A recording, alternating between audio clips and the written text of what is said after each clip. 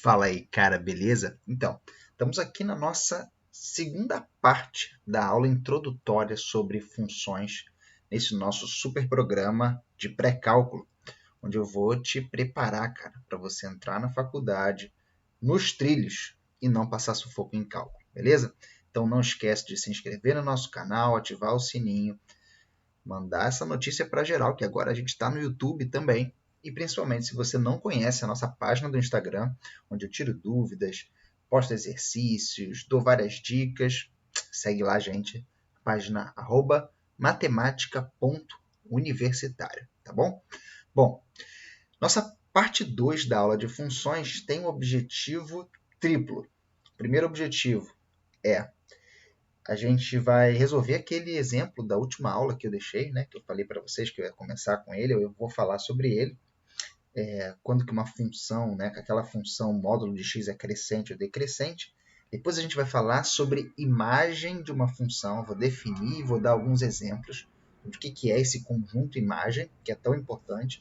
E para terminar, a gente vai falar sobre funções pares e funções ímpares, tá bom? Também um outro conceito que talvez não seja tão valorizado no ensino médio, mas que no ensino superior, vira e mexe, você vai encontrar esses conceitos de função par e função ímpar. Bom, então vamos começar do começo, vamos começar lá daquele exercício que dizia o seguinte para a gente. A gente tinha a função módulo de x, dá um espacinho aqui, vamos lá. Nós tínhamos a função, uma f de x igual a módulo de x, não é isso? Então, aqui eu estou falando do exemplo da nossa aula passada, nossa aula número 1, Introdução a Funções, que está aqui no nosso canal, você pode ir lá e pode conferir, tá bom? Então, da aula passada. Dada essa função f de x igual a módulo de x, eu vou definir ela novamente aqui. Ela é x se o x for maior ou igual a zero. Se eu não me engano, lá na aula passada eu esqueci do maior ou igual aí, mas enfim, o zero ele entra, né? Você pode definir, claro, o módulo de zero ele é zero. E ela é menos x se o x for menor do que zero. E aí eu perguntava, lá na aula passada, quando que essa função f ela é crescente ou decrescente? Bom, então eu vou fazer aqui primeiro sem nem desenhar o gráfico dela, apenas com aquela informação que a gente usou lá na aula passada sobre as funções do primeiro grau. Quer dizer, essa não é uma função do primeiro grau, né? Mas ela é do primeiro grau por partes, né? Dependendo do intervalo. Né? O que eu estou querendo dizer é o seguinte, quando o x é maior ou igual a zero, né? Quando o x é maior ou igual a zero, tá? Então, como a gente viu aqui, a f de x é igual a x, né? Pela definição. E isso significa que ela é uma função do primeiro grau, né? Ela é uma função do primeiro grau com o a dela é 1 e o b dela é 0. Não é isso? Então, essa aqui é uma função do primeiro grau. E a gente viu lá na aula passada que uma função do primeiro grau ela é crescente se somente se o a, né, que é esse coeficiente chamado coeficiente angular, for maior do que zero. Nesse caso, como o a é igual a 1, ele é maior do que zero, então a gente pode dizer que ela é crescente. Né? Então, portanto, como o a, que é igual a 1, é maior do que zero, f é crescente, e ela é crescente nesse intervalo que a gente está considerando. Né? Ela é crescente em x maior ou igual a zero. Ou seja, para todos os valores de x, ou seja, nesse intervalo, né, onde o x é maior ou igual a zero, ela é crescente. Tá? E o que acontece quando o x é negativo? Ou seja, no intervalo que vai lá de menos infinito até zero.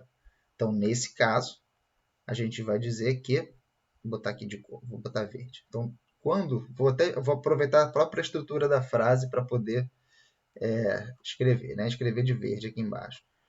Quando x é menor do que zero, então a f de x é igual a menos x, e, portanto, o a é menos 1 e o b é 0, certo?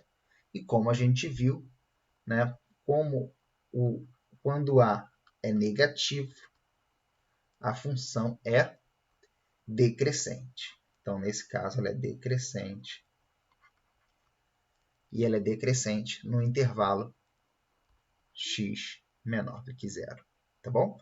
Então, com isso, o que a gente fez foi caracterizar para todo o domínio dessa função quando ela é decrescente e quando ela é crescente. E repara que é mais do que natural que uma função ela tenha intervalos onde ela seja crescente e intervalos onde ela seja decrescente. Não necessariamente uma função ela é apenas crescente ou apenas decrescente. Tá bom? Bom, então, esse é o exercício lá da aula passada que eu deixei para vocês e estou resolvendo aqui agora. E agora a gente vai mudar de assunto e a gente vai falar sobre a imagem de uma função, tá bom? Então, o que é a imagem de uma função? Vou escrever aqui, novo assunto, a imagem de uma função. Então, vamos definir uma f qualquer aqui, tá? Uma f de um domínio, eu vou chamar de D, esse domínio, tá bom? Pode ser um conjunto qualquer, nos reais, tá bom? Então, dada essa f, a imagem é a imagem de df é o conjunto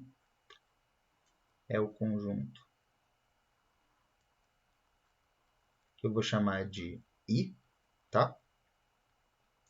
É o conjunto dos y aos reais, pertencente aos reais, tais que, lembra que essa barra grande vertical, ela significa tais que, e aí eu vou escrever aqui em português, tá? Para não pesar muito a anotação de vocês, escrever que y é igual a f de x para algum x, continuar aqui embaixo, pertencente ao domínio.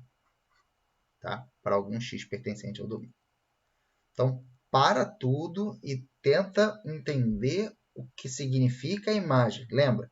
Uma função é uma relação que pega um valor de x e associa a esse valor de x um único valor de y. Foi o que a gente viu lá na aula 1, na aula passada. Beleza. A pergunta agora é o seguinte, dado esse meu conjunto, que é o contradomínio, né? Nesse caso aqui são os reais, dado todos esses números reais do contradomínio, quais são aqueles que existe um x lá do domínio que, quando eu aplico a função nesse x, dá esse cara, né? Esse cara do contradomínio. Né? Então, não sei se ficou claro o que eu falei, eu vou fazer um desenho aqui.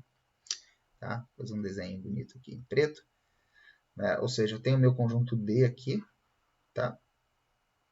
Desenhei ele até assim, meio malucão, até para deixar claro para você que esse dele pode ser até um conjunto que não seja da reta. Tá? Desenhando ele um esquemático aqui de conjunto. Tá?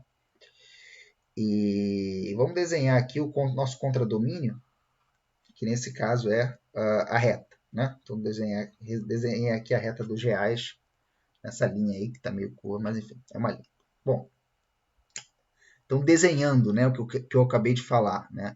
Um cara da imagem é um y, que está aqui nesse contradomínio, né? Tal que existe um x aqui, tal que quando eu aplico a função, o x no x, né? Quando eu aplico a função f no x, o f de x vai ser exatamente o y. Tá? Então, isso é que significa dizer que um y está na imagem. E é claro, você pode se perguntar, bom, dado uma função qualquer, Como é que eu faço para determinar a imagem dela, né? Eu vou fazer aqui um exemplo com vocês, um exemplo básico, porém um exemplo que já mostra que, tipo assim, nem sempre todo mundo do contradomínio vai estar na imagem, e que existe uma distinção entre contradomínio e imagem, portanto, né? A imagem ela vai ser, de fato, sempre um subconjunto do contradomínio. E provavelmente você vai ser cobrado disso, né, no seu curso de cálculo, ter esse domínio de saber calcular ou obter a imagem de uma função. Somente uma dessas funções mais conhecidas da gente, como essa que eu vou fazer agora, né, que é a nossa famosíssima função quadrática. E eu vou começar com a função quadrática mais simples possível, justamente para ilustrar bem aí o que é essa questão da imagem, né? Então, pega essa função f de x igual a x ao quadrado e aí eu pergunto a você, né? Quem é a imagem dela, né? Qual é a imagem de f? Qual é a imagem de f? Bom, se você sabe desenhar o gráfico dessa função, eu até vou desenhar ele para você, né? Você vai ter até uma facilidade maior, eu vou te mostrar isso daqui a pouco. Mas vamos fazer ela assim, sem olhar para o gráfico dela, né?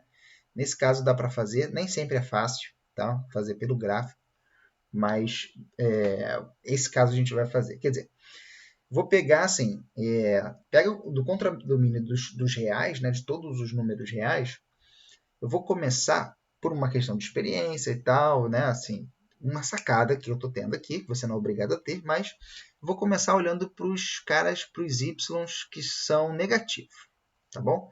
E eu quero me perguntar o seguinte, um valor de y negativo, ele está na imagem dessa função? Quer dizer, para um y estar na imagem dessa função, tem que ter algum x, tal que x ao quadrado vai dar esse y, né? E nesse caso, o y é negativo, né? Então, eu lhe pergunto, tem algum número real que quando eu elevo ele ao quadrado, ele é um número negativo? Não, né? Então, aqui lembrando que eu estou falando da função f de x igual a x ao quadrado no domínio dos reais, tá? Contra domínio dos reais também, tá bom? O meu D aqui são os reais. Deixa eu até escrever aqui para deixar bem claro. Tá? Aqui o nosso domínio dessa função é os reais, né? Porque se fosse complexo, poderia, né? Ter um número ao quadrado que dá negativo, mas estou falando dos reais. Não, né? Então a resposta é não, não tem nenhum x, né? Ou seja, essa equação aqui, ela não tem solução, né? Não tem solução. Não tem solução nos reais, ou seja, não tem uma solução real. Então, o y está de fora da imagem. Perdão, então o y negativo está de fora da imagem. Um y negativo nunca vai estar na imagem dessa função, né? E um y não negativo, né? E um y maior ou igual a zero? Bom, um y maior ou igual a zero, fazendo o mesmo raciocínio, para ele estar na imagem, ele tem que ser tal que o valor da f de x dá esse y. E nesse caso, sim, né? A resposta é boa, é positiva. Dado um y qualquer não negativo, essa equação ela tem duas raízes, né? Dadas por x igual a raiz de y ou x igual a menos raiz de y. Né? Na verdade, tem que ter dois valores. Não tem problema ter dois valores não, tá, cara? Não tem problema nenhum. Tá? Não tem problema você ter dois valores associados a dois valores do domínio associados a um valor do contradomínio. Tá? E isso meio que mata o problema, né? Mata essa questão, esse exemplo. Porque basicamente eu descobri que, bom, eu dividi o conjunto dos reais, o contradomínio dos reais, em dois pedaços, os negativos e os não negativos. Os não negativos estão fora, os não negativos estão dentro. Então, a minha imagem é os não negativos. Né? Então, portanto, né? Então, dizendo aqui, portanto, o meu conjunto imagem dessa função f, tá? Ele é dado por os reais, os y que estão nos reais, tais que, tem a condição, tais que y é maior ou igual a zero, tá bom? Então, com isso, eu calculei a imagem dessa função e nada mais é necessário, tá bom? Então, resolvi o exemplo aqui para vocês. Vou deixar aqui para vocês darem uma treinada, tá bom? Vou escrever aqui 2 exemplos para você. Criar aqui uma página extra. Vou deixar aqui para você, cara, para você fazer aí em casa, tá bom? Dá para parar aí o vídeo, né? Dar uma pausada, com tranquilidade, tá bom? Eu quero que você determine a imagem das seguintes funções.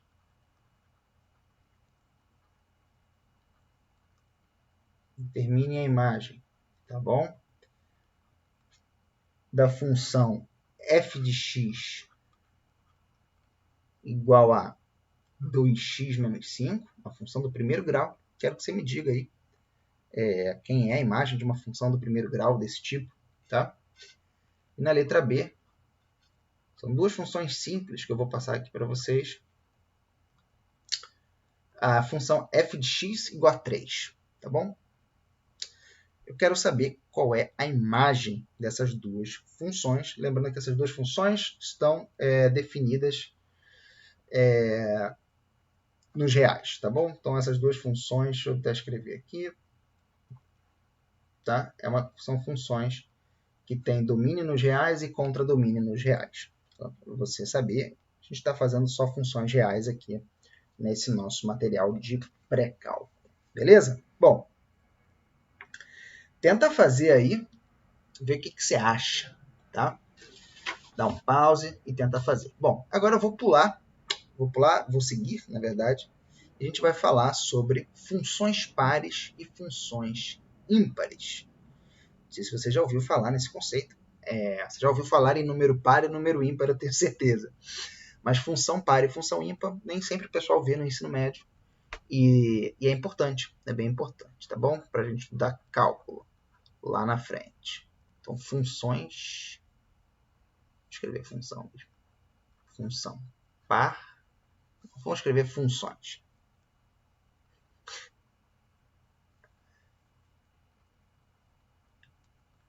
Funções pares e ímpares. Tá bom? Bom, tá aqui. Vamos começar definindo o que significa ser uma função par e uma função ímpar. Então, definição.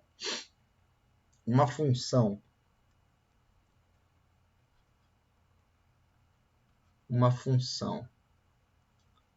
f de x, uma função y, igual a f de x, é par se aí olha só, presta atenção, vou escrever a equação aqui e a gente vai pensar um pouco junto aqui. Se isso aqui acontece, tá bom? Para todo x pertencente ao domínio, tá? Ao domínio D, dessa função. Repara o que essa definição está dizendo para a gente. Tá? Estou definindo o que é uma função par. Uma função par é aquela que pega um x do domínio. Tá? Para qualquer x desse domínio, o valor da f de menos ele vai ser igual ao valor da f dele. Ou seja, se x é igual a 4, sei lá, o f de menos 4 vai ser igual ao f do 4. Tá bom? Então, isso é o que significa dizer que é uma função par. A gente já vai dar exemplos e a gente vai dar uma olhada no gráfico também de uma função par e de uma função ímpar. Mas o que é agora uma função ímpar? Deixa eu escolher uma outra cor aqui para diferenciar. Tá? Então, uma função y igual a f de x, ela é ímpar. Vou escrever em vermelho aqui agora. Ímpar se o valor da função em menos x, ele é menos o valor da função no x, novamente, para todo x no domínio. Tá bom? Então, são definições sobre esses tipos de funções. Bom, vamos ver exemplos de funções pares e funções ímpares? Vou começar com a nossa função anterior, aquela função que a gente estava analisando agora há pouco, né? Que a gente estava vendo aqui, a gente estava vendo a imagem dela, né? Essa função y igual a x ao quadrado, né? Essa função, ela é par ou ímpar, né? Deixa eu escrever ela com uma notação de f para a gente poder falar de usar a definição, né? Vamos escrever ela assim como f de x igual a x ao quadrado, né? Essa função, ela é par ou ímpar? Como é que a gente faz para descobrir se uma função, né, é par ou ímpar? Exemplo. Bom, eu tenho que pegar e eu tenho que calcular o f da menos x, né? Se eu calcular o f do menos x e encontrar f de x, então significa que ela é par. Se eu encontrar que ela é menos o f de x, significa que ela é ímpar. Então, vamos lá. Então, aqui, o f do menos x vai ser...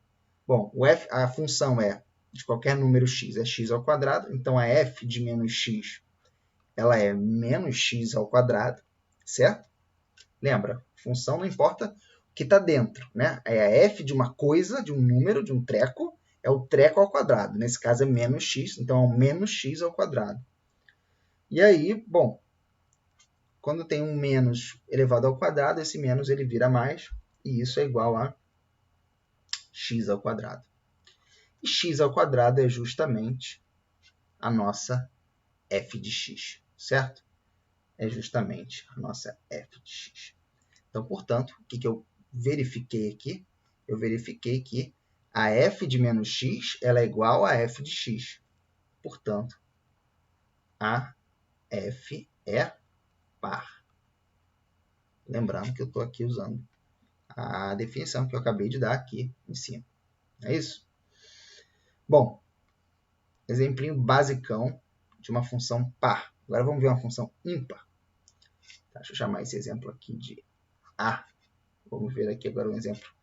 Um exemplo B. Exemplo B é o seguinte. F de x igual a x ao cubo menos x. X ao cubo menos x. Se você está se sentindo confiante, cara, pausa o vídeo aí e tenta fazer, pô. Tenta você fazer. Vê se você consegue descobrir se ela é par ou ímpar. Eu vou fazer aqui agora. O que eu tenho que fazer? Tem que calcular a f de menos x. É isso? Então, a minha f de menos x é... Bom, ela vai ser menos x elevado ao cubo. É isso? Menos x. Tá certo? Cara, presta atenção na forma como a gente substitui o que está dentro ali do argumento da função na expressão. Cuidado para você não se embananar aí com sinais, né? Então, vamos lá, vamos com calma aqui. Menos x ao cubo, o menos tem um menos elevado ao cubo, né? Um menos 1 elevado ao cubo. O menos permanece, então vai ficar menos x ao cubo, concorda? Qualquer coisa, para o vídeo, pensa, reflete, revisa lá, se precisar revisar alguma coisa no ensino fundamental, tá? Mas aqui eu tenho um menos elevado ao cubo, vai ficar, o menos 1 vai seguir. E aqui eu tenho um menos com menos, vai dar mais. Então, vai ficar mais x. Então, a princípio, eu não sei. Não está me parecendo nada. Mas veja que se você coloca o menos em evidência, né, tentando buscar ver a expressão da f de x, aí eu fico com x ao cubo menos x, certo? E isso é justamente a minha f. Então, ela é menos a f de x. Então, o que eu vi, que eu concluí, é que a f de menos x ela é menos a f de x. É como se o menos saísse, né, do argumento da função, né? E, nesse caso, portanto, ela f é ímpar. Nesse caso, a f é ímpar. Tá? Bom, graficamente, qual é a parada envolvendo funções pares e funções ímpares? Tá? Eu não vou exigir que você saiba fazer o gráfico dessas funções. Na verdade, na aula que vem, eu vou começar a falar de algumas funções em específico e vou começar a falar mais de gráfico de função, tá bom? Mas, por enquanto, eu estou só introduzindo o conceito de função, não estou te exigindo que você saiba. Mas, graficamente, é bem importante você saber, tá? Visualizar uma função ímpar e uma função par. Tá bom? Você visualizar. Eu vou desenhar aqui dois gráficos. Opa, era para ser uma reta. Então, vou desenhar aqui dois gráficos.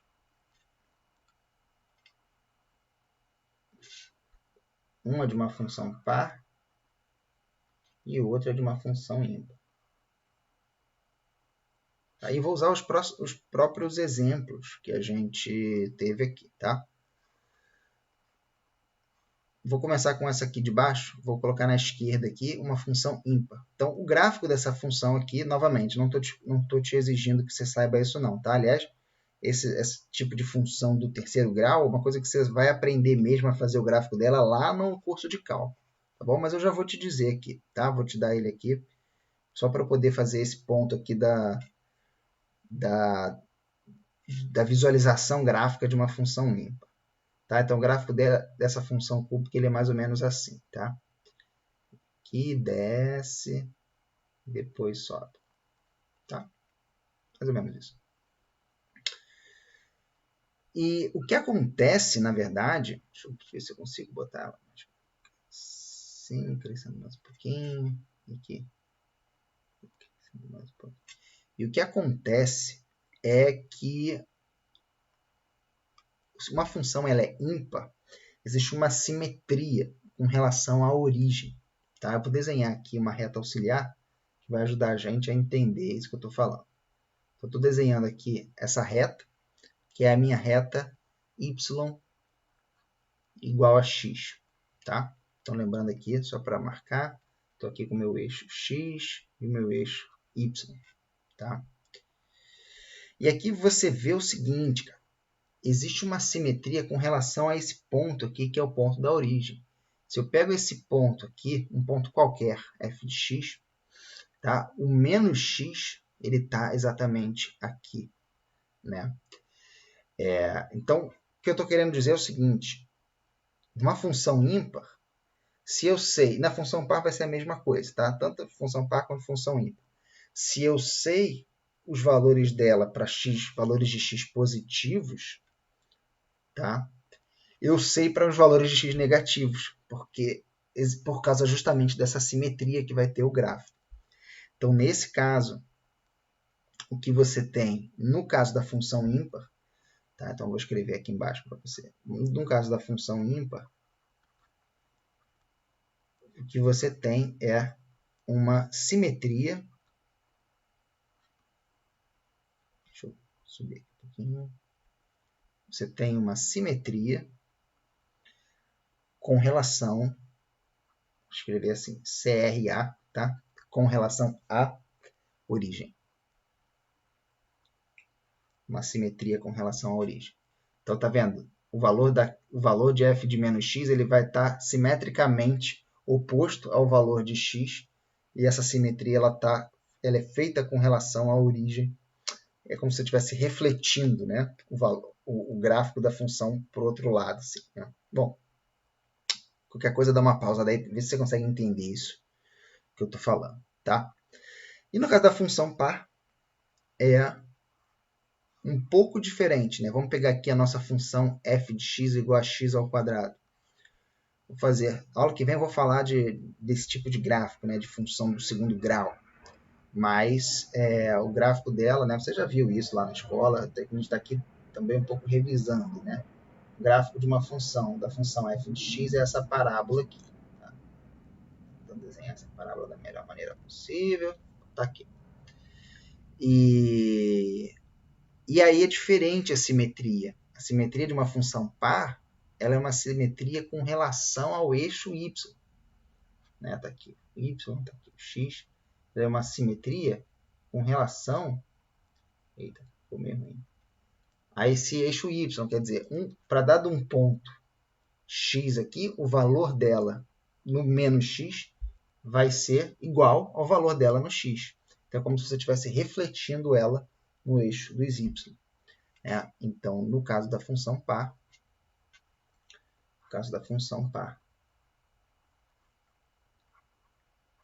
tá? Acho que eu vou ter que passar um pouquinho para cá.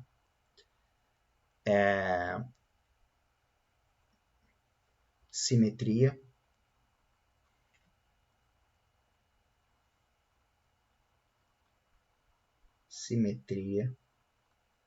com relação a CR ao eixo y, tá bom? Então é isso. Então, graficamente, essas simetrias vão ajudar muito a gente na hora de estar ali trabalhando com as funções, quer saber como é que é o gráfico, como é que não é e tal. Você saber se uma função é par ou ímpar, isso vai ser uma mão na roda para você esboçar o gráfico da função. Lá na frente, quando você for aprender integrais, isso pode te ajudar também, tá? E nos cálculos mais avançados também. Bom, então é isso. Eu vou deixar aqui com vocês 2 exemplos. Vou chegar aqui um pouquinho para o ladinho aqui. Eu vou deixar com vocês 2 exemplos aqui para a gente terminar a nossa aula de hoje. E eu quero que você me diga nesses 2 exemplos se a função é par ou ímpar, tá bom? Então, exemplos para a gente terminar. Eu quero saber o seguinte, ela é par ou ímpar? E a primeira função é f de x igual a x à sexta menos 2x ao quadrado mais 3. Será que você bate o olho nessa função e você consegue dizer se ela é par ou ímpar assim, sem pensar muito? Dá para fazer. E a letra B mas se não der também, pega e faz. Faz igual eu fiz naqueles outros exemplos. Faz o f de menos x, calcula, vê no que é que dá. Na letra B, eu quero que você analise essa função aqui. Repara, eu não estou querendo que você faça gráfico não, tá, cara? Não é para fazer aquela análise do gráfico da simetria, não. Só quero que você me diga se ela é par ou ímpar. Tá? Só quero que você calcule a f de menos x e me diga se ela é igual a f de x ou a f de menos x. Tá bom? E repara, tá? Deixa eu só terminar de escrever aqui. É isso aqui, x vezes raiz de 1 menos x ao quadrado. E repara, nesse caso, essas duas funções, elas podem ser pares ou ímpares, mas podem não ser também. Tá? Então, se por acaso você encontrar que elas não são nem uma coisa nem outra, você pode botar aí também, nem par nem ímpar. Na verdade, a maioria das funções, elas não são nem pares nem ímpares. É uma particularidade de algumas funções, tá bom? Então, recapitulando, o que a gente viu hoje nessa aula? A gente fez aquele exemplo da função módulo de x, e a gente viu quando é que ela era crescente, quando é que ela era decrescente. Eu não fiz o gráfico dessa função, módulo de x, mas te convido a fazer se você quiser, faz a análise gráfica dele. Eu vou entrar mais a fundo em gráficos de funções a partir da aula que vem, como eu falei. Depois a gente falou de imagem de uma função, definimos o que é imagem, demos um exemplo clássico da função x ao quadrado.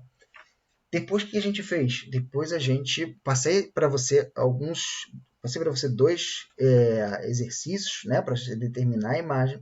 Depois a gente falou sobre funções pares e ímpares, também com exercícios. Exemplos resolvidos, depois exercícios. Bom, espero que você tenha gostado. A gente fica por aqui nessa parte 2 da nossa aula introdutória sobre funções. Valeu? Um abraço.